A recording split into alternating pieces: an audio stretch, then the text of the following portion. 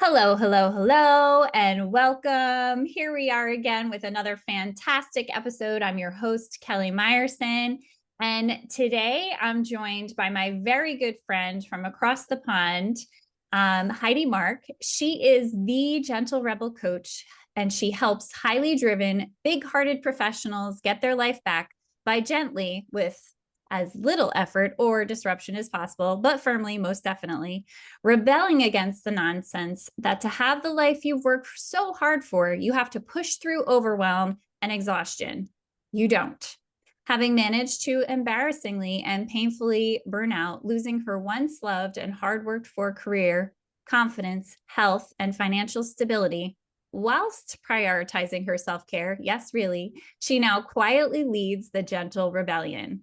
She is the host of the Overwhelm is Optional podcast and author of the book Overwhelm is Optional. Heidi is a transformational life coach who works with love and integrity, and she and I are going to jam on some of our favorite topics. Welcome, Heidi. Thank you so much for having me. It's lovely to see you, and I can't wait to get into this topic. I know. So I met you a few years ago. I love giving a little history and background because I think that's just so much fun to know how all the dots connect. We connected a few years ago. It might have even been as far back as 2020. And I had the opportunity to come on your podcast and talk about sleep. I was obsessed right away with your title, Overwhelm is Optional. I was like, so many people are opting in to overwhelm, myself included. I loved reading your bio and like embarrassingly, yes, done that, right? So Mm. why are you obsessed with overwhelm?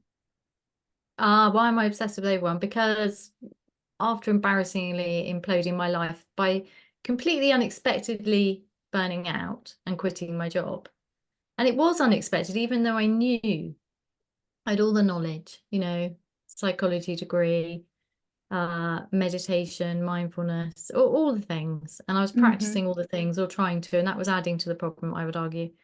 So when I part of my healing journey of getting my confidence and my health back was looking at, okay, so what the hell happened? Because it doesn't make any sense logically, right? You're told that practicing mindfulness and meditation and yoga and all this stuff, well, that will solve the problem.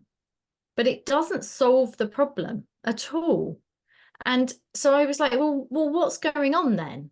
And I noticed the people coming to me were very overwhelmed, and they were saying that when they left, they were not overwhelmed. So I was just picking up on there was a lot of talk about overwhelm, and I thought, well, overwhelm's nothing. It's just, it's like it's easy to dismiss, and everybody's overwhelmed, right? So then I started looking into what had happened. So why would somebody who knows about and was prioritizing her self-care, and even more embarrassingly was responsible for well-being in the organization, so on every aspect it shouldn't have happened, why did that happen?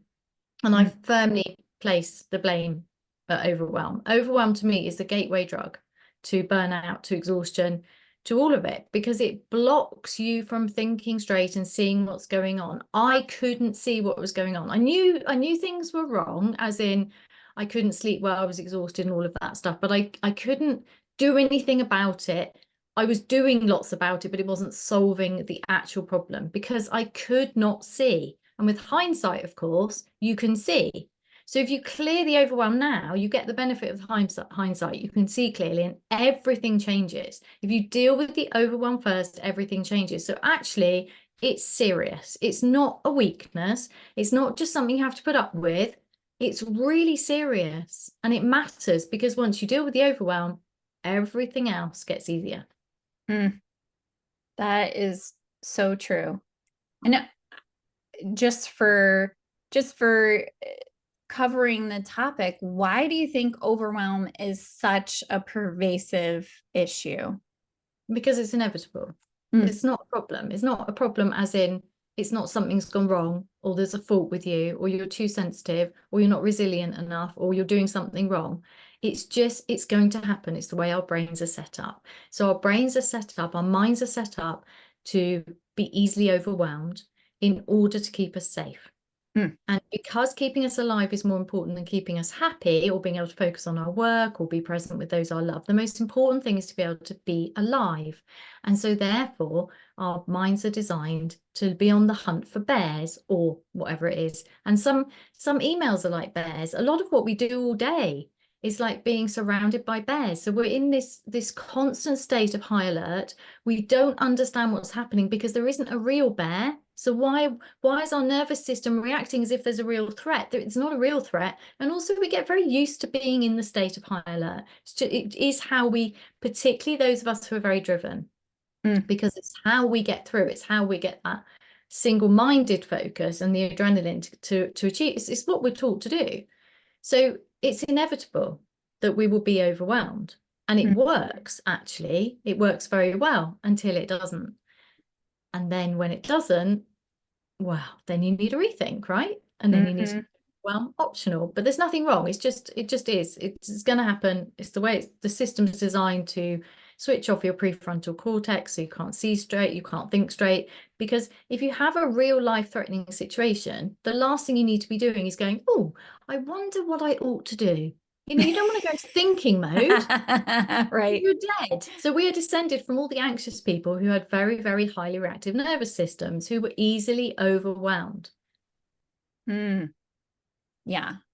And I think too, I think that piece that you said in the beginning about being so driven, that adrenaline and cortisol will take you places. they Yeah. will, they will work, speaking as someone who, when I had really bad habits in college, I would just procrastinate until the point that I was so anxious and stressed out that I could just bang out a paper in an hour and be like, it's done. But Yep. at the same time, my stomach hurt. I wasn't sleeping well. I felt stressed out. Like the repercussions of that kind of lifestyle Yeah. really Yeah. start to No play fun. out. Yeah, it's no fun. And you can get away with it for short periods of time where there is a real end. So, for example, when I pushed myself to finish my degree while working and raising two kids, I could get away with it as a temporary thing. And then I went to Hong Kong to visit a friend and I slept 14-hour nights straight while she was at work. She'd come back from work and go, did you go out and explore? I'm like, well, I didn't wake up till this time because I was just done. And that was a genuine end. The problem is we trick ourselves into believing that it's temporary, and that's Mm, the trick, because overwhelm is very sneaky and it's a trickster, and you become convinced very easily, I believe, that when this then that, mm, when this current busy period goes, when my child sleeps through the night, when I've moved house, when that difficult colleague leaves, when this then that, then everything will magically fall into place. I won't be overwhelmed anymore. I won't be stressed. The stomach pain will ease. I'll sleep better. Everything will be okay. And it's not true. It's true if it's a genuine temporary thing, but in general, particularly if those of us who got our degrees or got to where we are by doing what you've just described, it just is the way we are. And so it becomes this terrible trap of this circle where, oh, things have eased. Oh, I feel a bit better.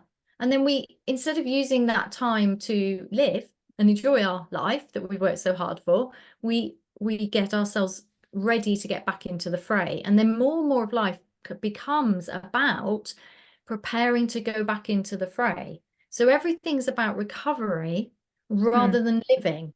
mm, And so for me, everything became about how can I get through the next week at work? How can I do it without inconvenient tear leakage? Because that would absolutely destroy my ability to do my job. How can I get through it without screaming at that person who's not doing their job and is just slopey shouldering everything onto me? How can I get through without embarrassing myself, without becoming a whaley banshee at work, even though I was becoming that at home? How can I get through? And when all you're doing is focusing on getting through, well, you're in survival mode. But the thing is, there's a badge of honor with it. It's what mhm, everyone does, And when I started to question things, people say, but that's just the way things are, Heidi. mm, So everybody around me was doing the same thing, and it was actually expected. And if at any point you started to show signs of not having that level of stress, it was like, well, are you really mhm, doing your job? Are you working hard enough? What's wrong with you? You're weird. Like you don't care enough. You're becoming lazy. Did you really do that? I don't know. It's a very it's a very tricky thing. It is the way things are, unfortunately, although not over here in the Gentle Rebellion. Not over in the Gentle Rebellion. I know. I so much of that resonates. And I think it's really a public health crisis. Mm, Let's just call it out for what it is. And it's at the heart of so much of the loss of health and well-being of the general population, in particular, individuals like working moms mm, who end up shouldering so much more that, like, it's just like you said, people are like, well, this is just what it is, so we're just going to do this, but it's not living. And then I completely relate to the idea that you push and push and push, and then you're like, well, now I have to sleep for a week 14 hours a night so I can just catch up and feel functional. mm. So bring us into your rebellion. What are we going to do differently? How can people change, like, starting now? Obviously we can't convince the world all at Mm. once, maybe one Well, person at a time. also, I mean, I broke myself trying to convince the world. So I tried to change the system from the inside, and I really don't recommend that. What I would do instead is just hear these words. There is nothing wrong with you. Mm. You are perfect and a work in progress. And the work is to let go of the idea that there's something fundamentally wrong with you. There isn't. It's just overwhelm, and overwhelm is optional. And that doesn't sound like much. I mean, it sounds good when I say it. I know there's nothing wrong with you. But the truth is, I spent years thinking there was something fundamentally wrong with me. And if I could solve the problem of myself, everything would magically sort itself out. I didn't want to quit my career. I didn't want to quit all of the full, beautiful things I'd created in my life. I wanted my life back, and I wanted to get to be myself. So I thought that I had to change myself in order to cope better, to be more resilient. I thought I needed to be fitter. So the first step for me is stop treating yourself as if there's something wrong with you, because there isn't. Then what you can do is look at the overwhelm and all the symptoms and signs that we've been talking about as just useful information. So I call this neutrally noticing. Mm. Completely neutrally everything that's going on, and decide that it's just useful information, that there is no problem to be solved. Right. And from there, well, first of all, notice what's going on as I say these words, because if they're resonating and you're starting to feel like, oh, and if you can get out of your head into your body, you may even start to feel the cells in your body starting to stop spinning. Mm-hmm. Yeah. And then everything changes, because then you get your energy back, you get your clarity back.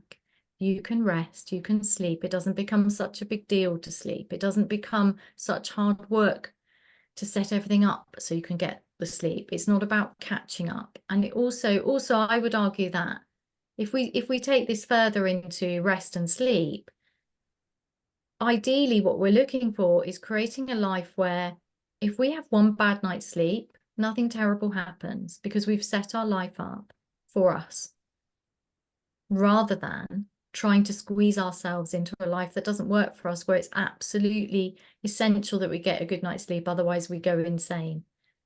That's the wrong way round. Let's Mm. turn it on its head. Let's question. We're not question. See, this is the thing about the Gentle Rebellion. If you want to change the whole world and the whole system, you're going to do a lot of questioning and find no answers, and you're going to have to stamp your feet and make a stand. Well, if you're already knackered, seriously, give yourself a break. Mm. But the Gentle Rebellion is taking a rebellious stand, but it's secret, it's personal. You don't need to tell anyone. Just do it all inside. It's an inside out job anyway. We know this. Everything's an inside out job. It is easier to change how you view things and to start being on your own side than it is to start changing your workplace. Yeah. Yes, that is absolutely fact. And it makes me think about a couple of years ago, I kind of just felt this calling to take a break, and I didn't question it and I didn't make a big deal about it. I just was like, okay, I'm going to take a break and I'll just see what happens. And what happened was I liked it so much that I kept extending how long I was taking that break. And I was like, I don't want to add anything else on my plate. And then I was like, what else is coming off of my plate? And Mm, suddenly it created all this spaciousness that when I felt ready to not be cocooned and taking a break and taking care of myself as like my top priority, then it was so much easier to decide what mattered and what didn't.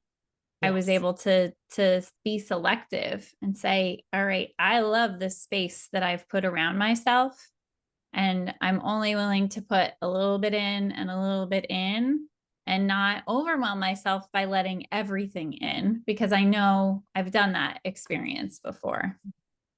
Yeah.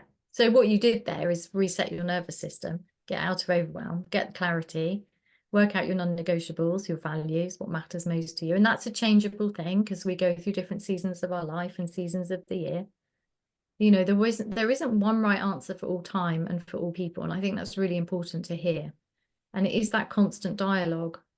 What do I need to feel whole? What do I need to feel well? What are my non-negotiables? Let's just start at the beginning. And to do that, you need to get out of your head. You need to clear the overwhelm. And it doesn't have to be as drastic as burning out in my case or taking a break in your case. There are easier ways to do it. And that's primarily what I do, is work with people who don't or can't, you know, or refuse to burn out. So it's pre-burnout in general, and it's free. I work in a way that doesn't create wild disruption for Mm, people who want to keep their hard-won professional respect, who want to keep the work, even if later they change it. You know, even if later they decide, no, I'm going to take a break. But at the time they're in, it's an emergency, and they want something that fits in to the busyness, into the madness, and works with them as they create this space for themselves. And what's interesting about space to me is when you're in overwhelm, in fact, I would say that one of my definitions of overwhelm, or one of the clearest signs, is when you think you've only got two equally rubbish options, which in my case was stay and, I don't know, have a breakdown at work or quit, you know, and that to me is a very clear sign that that's overwhelm, because in actual fact, and with hindsight, I can now see there were a lot of other options, but I had no idea they existed. And the interesting thing to me about space is, even when we think we've got space, we haven't. You know, when you bargain for some time to yourself and then your mind is flooded and overwhelmed by the guilt, all of the mhm, things you ought to be doing, and then you're not really present in the space. So what I like to do is help people create space in the moment, in the busyness, so that you get the space within the busyness, so mhm. that later you can decide to do what you've done, which is start creating a life you feel at home in. So yeah, space is an interesting one to me. It is literal, figurative, and headspace. And I think that is such a hard thing for so many of us who are so driven and going 100 miles an hour all day long. And what I find with people is the people who have these very busy brains, when they go to lay down and go to sleep, their mind is just going a mile a minute because they literally haven't stopped all day. And their Yeah. brains is still teeming with ideas and to-do lists and thoughts and challenges. And it's all just circulating around.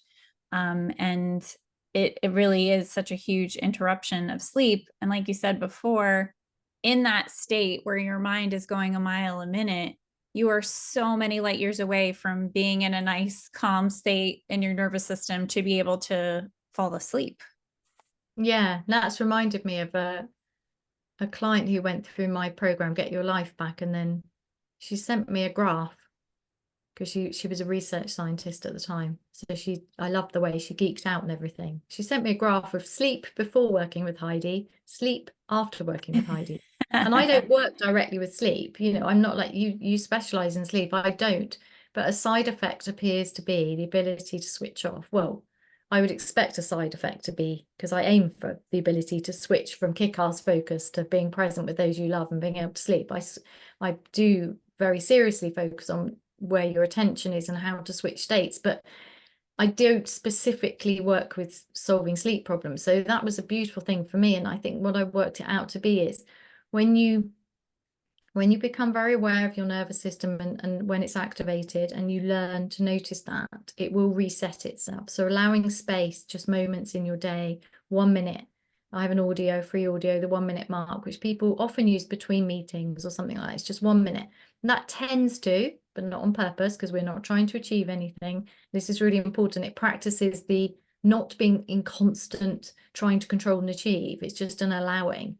So you just listen to it without trying to do anything, but it tends to reset the nervous system. And in doing that, you tend to let go of patterns of held tension, and you tend to get out of your head, and you tend to become separate from your thoughts rather than living in them. And the more you do that, it just becomes this practice of, oh, now I know what it's like. I know what it's like. It's the recognition of, this is what it feels like to be calm. This is what it feels like to feel at ease. This is what it feels like out of overwhelm. And the more you practice that, the easier it becomes, because it just becomes, oh, this is who I am now. I'm no longer available to stay in that pushy state, because it doesn't work for me. I can see that it's worked in many ways up to now, but it doesn't work. It's not me anymore. It's not what I want, but I don't want to quit. I still want a full life. So therefore, this is what I choose now. And it's that recognition, and also teaching the body what it's like to rest, to let go, to allow every cell in the body to settle, and to notice the settling. I find both very interesting and really helpful, because if you can notice the body settling, you're drawing your attention away from the thought bombs and the fake emergencies that wake you at 4 a.m. or keep you awake, into your body, and notice the settling. Notice the gratitude in your body when you allow it to rest. Notice the softness of the mattress, the coolness of the pillow. If you have a cool pillow, I have a pillow that has like this cool fabric, and it's so good. Just noticing without trying to sleep, without trying to rest, without trying to switch your brain off, just a noticing, oh, this feels nice. I like this. The body will draw you into the deliciousness of, it's so nice to stop. Yes. Oh my gosh. I love that. I love that so much for people. And that's so huge. I think a lot of it is being able to get out of your head and into your body. I talk a lot about that in terms of, using your senses. Like you said, like the cool, soft pillow, the comfy sheets, a smell, whatever it is that kind of triggers you to get more into awareness into your body and less existing in your head. I think I existed in my head probably my whole life until I was like 40. And then I was like, oh, there's the whole rest of a body here.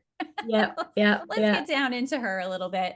So I think that's so fantastic. The other thing that I've found has made a huge difference for me is setting some intentions to bookend sleep with rest in the evening and rest in the morning, before I get into anything else. And that space has been huge. And I've gone into this, like, first it was just like that half hour before bedtime, having a nice routine, and like waking up and not grabbing my phone right away, but maybe having my cup of coffee, to like, really, how far can I take this? Like, how many hours out of the day can I be like either sleeping or resting? And it just became so much fun to play in that potential, and to realize when I really committed to that level of well-being, of rest and sleep, I suddenly just felt like myself. I think you even said it, like coming home to yourself. I felt like myself. I felt calm. I felt purposeful. I felt more capable of noticing, like you said, being aware of those triggers for me that would put me into that instant, fight or flight, overwhelmed state. And either noticing the triggers more, or just avoiding them entirely and being like, I know that that's something that's going to trigger me. So I automatically very easily can say no to that. That's not something I want to do.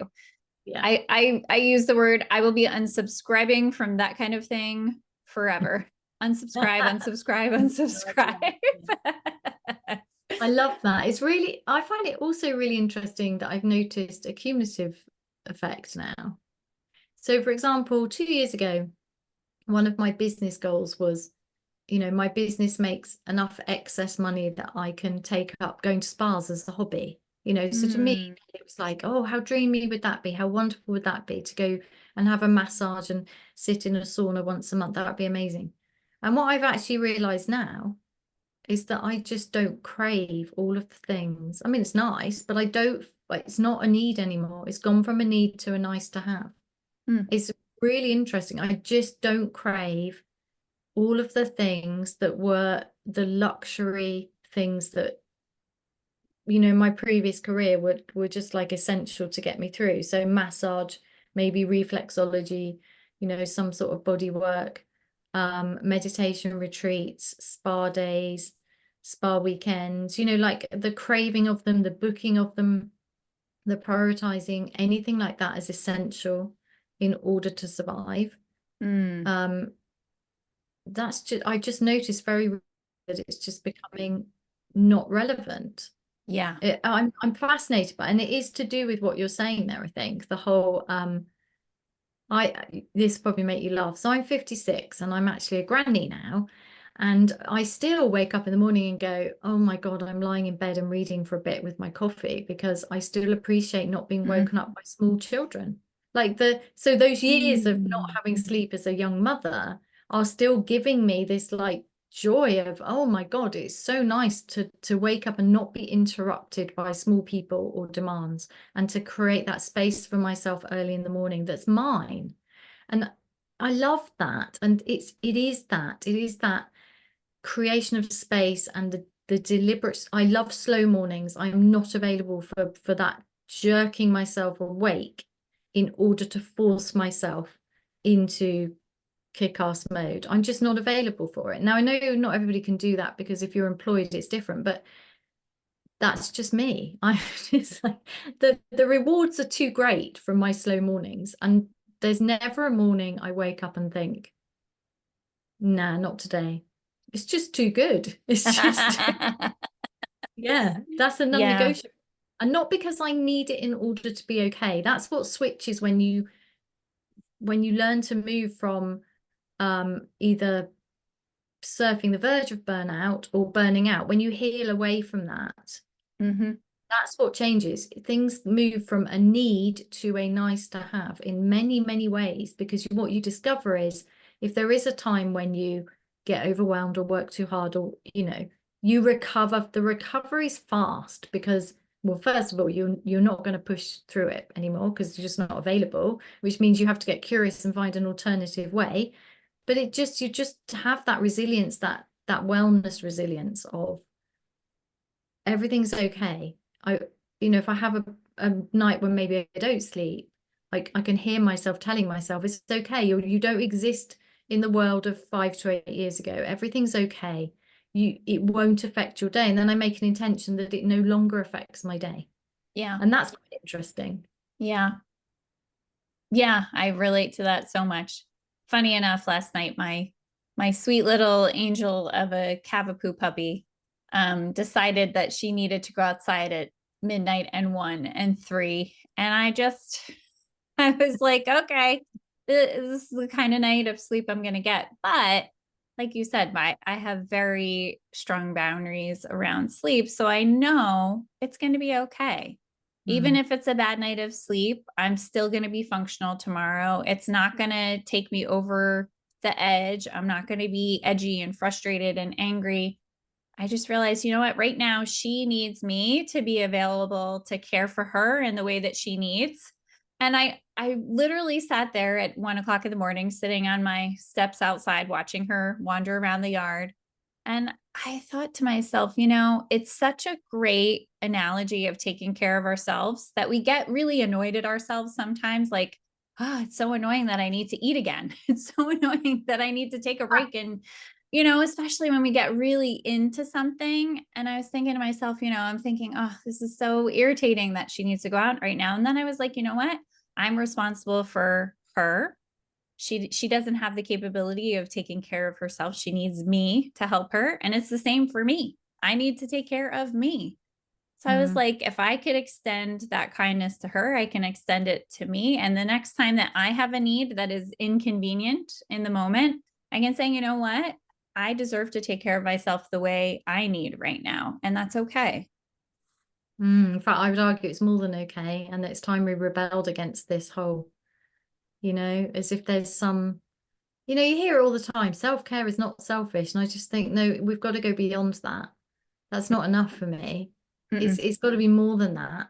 Because, for example, it depends what kind of person you are, but I'm pretty demanding out of life. I want a lot. And to have a lot, I've learned very late in life that my number one responsibility is to look after myself. And Mm-hmm. that's fundamental. So if I want a lot, if I want that real strong focus so I can kick ass at work, and I want to do all of the myriad of other things I want, then I have to take care of myself. There's no choice in that. It's a very high performance choice to do what Mm-hmm. we're up to. So Mm-hmm. therefore, that requires some really serious body care and mind care, and the two go together, I believe. But I always think of athletes, athletes have no choice. They have to rest. It's part of their routine.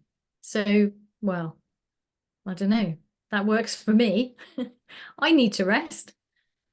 I function really well when I rest. So more rest, please. Or not more rest, but just rest not being something I need to justify. Now, that doesn't mean I've always got it off to a fine art, but there's nobody around me who would argue. It would only be my mind saying, Mm-hmm. oh no, you shouldn't be resting. You need to finish something. I find there's a lot of push-pull between the need to finish something, even though most things are kind of unfinishable.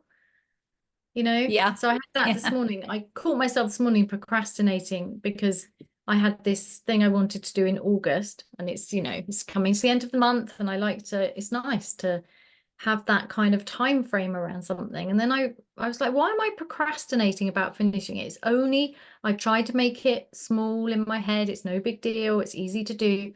And then I realized it's because actually what I was trying to do was a very big thing, and that was actually much deeper and needed some deeper thought. And that's why I was procrastinating. So once I switched from the what's wrong with me, why am I walking away from something I really wanted to finish, catching the judgment, I was then able to switch into, well, that's interesting. I'm procrastinating. What's that about?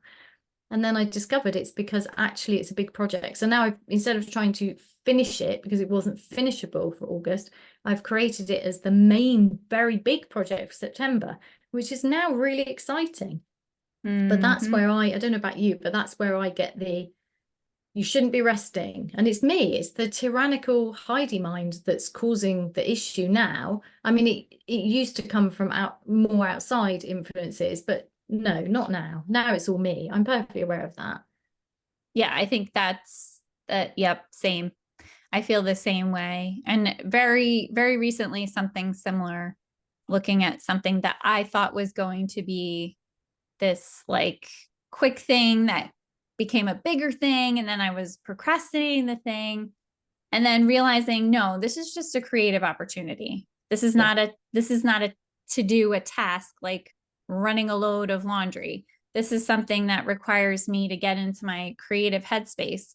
And when I'm in that, like, you didn't do this, you didn't do that headspace, I'm not creative. Like you said, my frontal lobe is completely turned off and I'm just Yeah. stuck in all of those Yeah. old loops that Yeah. play. So I love that you said that, because that you've had so many gems today, from just moving to a space of awareness, not changing anything, but just changing to awareness, taking a quick neurological break, something like your 1 minute mark where you can just get into your body and then you feel ready to look at options and not feel like you're stuck with this one thing that you're completely dreading. Um, and then just this idea of when you've rested enough, you've really given your body what it needs, suddenly you're not craving these experiences that give you such high amounts of dopamine that you feel like, finally, I get something. Finally, I've been waiting for this. And it becomes something nice, something to enjoy. Um, uh, and also, I love the idea of I get to choose the morning that works for me. And if that morning is reading and drinking coffee in bed, so be it. It is not laziness. It is intentional rest and mental preparation for the day. So I Mm. think those are all such huge potential wins for somebody who is listening and feeling that sense of overwhelm. We're going into the school year, so moms and Mm. dads everywhere prepping their children to go back to school are feeling that overwhelm of the fall schedule. So I think these are some great things. Any final one piece of advice for someone who's listening who is just really into all these things you said? One more thing that they could apply or subtract from their life? Yes, there is no magic pot of ease at the end of your to-do list. Mm. And that is both bad news when you first hear it, because you think, oh, but it's also good news because the ease you seek is always available. The overwhelm and the ease coexist. What you need to do is move your attention purposely and intentionally and with practice. And practice is not about perfection. It's just about recommitting in every moment and saying, I'm going to make overwhelm optional. I'm going to deliberately move my attention into my body. I'm going to deliberately move my attention and seek out the ease already. So my thing is always to notice the overwhelm that you're trying to push through to get things done and invite yourself to spend just a moment getting out of your head into your body. Allow the overwhelm to settle, a bit like a snow globe, and then find some clarity before you start. And the more you do that, the easier it gets. And it's just a practice. You can't get it wrong. Oh my gosh. I love that so much. And we will have Heidi's 1 minute mark in the show notes. So you can absolutely use that as your nervous system reset to get back into your body, to choose no thank you overwhelm. And I'm so grateful for you, Heidi. I'm grateful for your rebellion and what you're doing for people everywhere. And mostly for me, because I feel this is like a master class in how to just stop the overwhelm and really live a life now without having to do any great amount of anything. You don't have to quit your job. You don't have to move. You don't have to divorce your person. Like, you just have to choose that overwhelm is optional, and I choose no thank you. So thank you so much for being here today. I encourage everybody to follow Heidi, check out the Overwhelm is Optional podcast and her book. And then come on back and leave us a little note on this episode and let us know what really landed with you, and what is working, especially as we go into what could potentially be a busy and invitation of overwhelm in September. So let's see how many of us can say overwhelm is optional and I opt out. So thank you, Heidi. And I hope everyone has a great and restful day. Thank you. It's been really nice. Take care.